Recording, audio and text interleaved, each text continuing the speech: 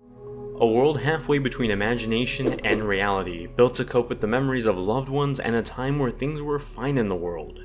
Everforward touches base on these themes, using cleverly designed puzzles to tell its story about a hindered mother and daughter's relationship during an unprecedented time. Everforward doesn't explain itself chronologically, rather you connect the dots looking backwards. The story is told in bite-sized crumbs in the form of cutscenes. These are rewards for completing puzzles and in a sense are recollections of the protagonist's memories. We play as Maya, a little girl stuck in a world formed of equal parts imagination and reality that has slowly been corrupted by the experiences in her life. As she enters these corrupted areas, she's tasked with solving puzzles that recall the memories of her mother Anne, a woman working for a science facility with some questionable motives. As I unraveled the puzzles, I unraveled the story, learning more about Anne's job and perhaps the reasoning behind her actions that may have been oblivious to a child like Maya. Regardless, you see how those actions affected her as a kid and the repercussions of them now over the handful of hours this campaign took.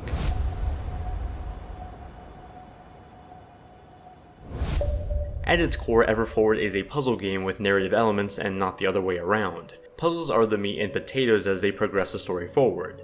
The gameplay is split between exploring the more nature-centric world and the corrupted world. You can think of the natural world as a hub world that leads you to the different puzzles available to you. The corrupted world, on the other hand, are the puzzles themselves, taking place in this simplistic, monochrome world. Most of my time was spent in the puzzle world, traveling to segmented puzzles that take form once I activated them. While easy and approachable at first, these puzzles quickly started to introduce new mechanics that kept gameplay feeling relatively fresh and challenging. For example, most of the early puzzles had me avoiding robots while moving a key block from the start to the end of the puzzle. It was simple stealth gameplay. By the end of it though, I had unlocked teleporters that were heavily time-based around robots and gravity shift sections that completely flipped the world. These were new features that felt clever in how they were used, and I could tell that the developers went through a lot of trial and error designing them. However, for as much as I loved the way most of these puzzles were designed, I also found some puzzles that I knew the solution for but just felt like they were designed poorly.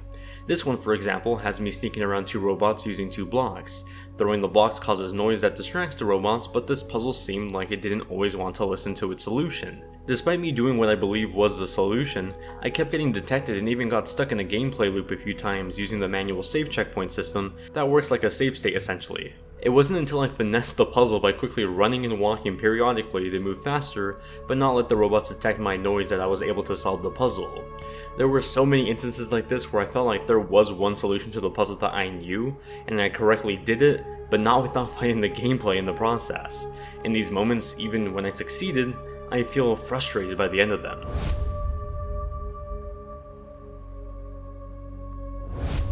Everforward features a simplistic look that kind of mimics the look of something like The Witness. When in the nature setting, the visuals are lovely, saturated, and feel comforting in a sense. I feel like I could easily get lost in this world just wandering the valley and the grasslands in the distance. Sadly, you don't really get that choice because this is just a hub world, but a good one. The puzzle world, on the other hand, feels like it comes from something like Control, a world that lost its color and is slowly falling apart. While both feel like halves to a balanced world, I think its technical performance could still use a bit more balancing. In many instances, these worlds felt unfinished. The way I'd get teleported to the puzzle world well after I tried to go into it, the way that scenes would sort of just jump cut to each other without much of a transition, and despite getting a message from the developers warning me that the intro animation was missing from my review build, including some music, they assured me it'd be ready for launch. At the time of writing this review, the day before launch, August 12, 2020, it has yet to arrive with an update and something I want to note with my review build. Lastly, as a record for any developers out there, if you're going to give a review build to reviewers, don't slap a big watermark on your game. I know some people might not respect the embargo rules, but the sentence hovering over my screen feels a bit excessive.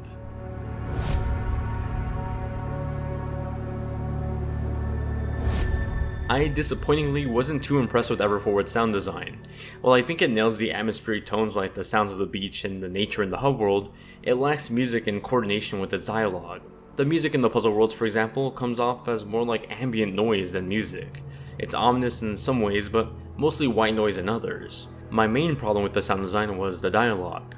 This game is developed by a Chinese team, and so when I was given the choice to play in English or Chinese dubbed, I chose the latter, but with English subtitles. For the most part, it worked. I think the actors for the Chinese dub did a great job at portraying their characters. However, I came across moments during gameplay where characters would speak, but wouldn't have any subtitles. Assuming these were pivotal moments to the narrative, it was a big slap in my face for a game to try to get me to care about its characters with every puzzle and not tell me what they were saying.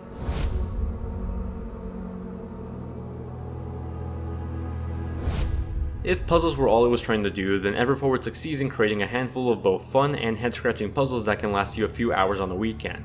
However, it lacks polish in just about every other field, from how its dialogue is handled, the visuals feeling like a rough cut, and the gameplay solutions not always feeling like an accurate solution. I strongly believed that there was hope in this narrative to accompany the puzzles, but by the end of the game, it didn't feel as much as a worthy reward, especially with some of the pivotal moments that weren't accurately communicated to me. At its current $15 launch price, EverForward is an okay puzzle game for the weekend, but not much else, nor not without its caveats.